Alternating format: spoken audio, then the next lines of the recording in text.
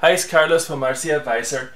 Today I wanted to review the Hobby King 12.5 gram digital servo, and this is actually I think it's just a rebranding of the Corona 12.5 gram digital servo. They had exactly the same specs and they sell for the same price. And not only well, digital servos have some nice features, but the main reason why you want a digital servo is because it has much better holding power. You know, analog servo can be a little bit weak when it comes to maintaining a set point. Digital servo are really strong as far as holding a position. A lot of digital servos can also be reprogrammed. I don't think this one you can, or at least the information is not available. But that's not a big deal. I've owned digital servos before. I've never reprogrammed them. It's listed as 12.5 grams. I measured this one at about 14.5.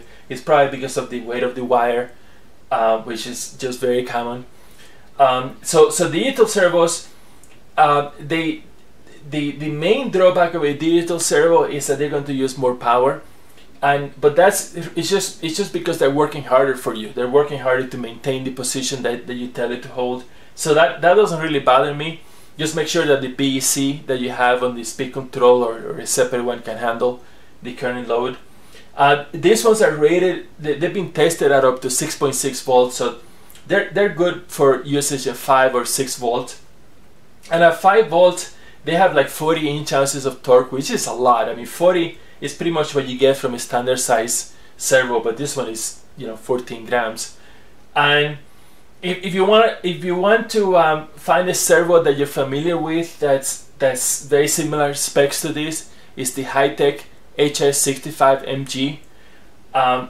They weigh about the same. The high-tech has 30 inch-ounces of torque. This one has 40.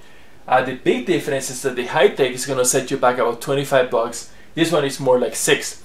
So for the price, for what you'll pay for 4 of these, you can get just one high-tech.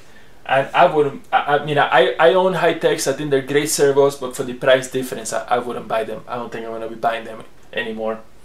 And the other thing to keep in mind is that metal gears. I mean, the reason why we use metal gears is for applications where there could be a big impact, especially on landing. And I'm planning on using them on the ailerons on Kilo 3D. Because again, when you come and land, the ailerons can get hit, and if you have plastic gears, they can strip, but metal gears are much stronger, so they're really good for that application. The downside, couple of downsides, is that it's going to make more noise, and the other downside is that they can wear out faster than plastic. But here's the servo in automatic testing mode, so there is a little bit of noise. It doesn't bother me in the least, to tell you the truth. I think for a $6 servo, I think they're amazing, and highly recommend them.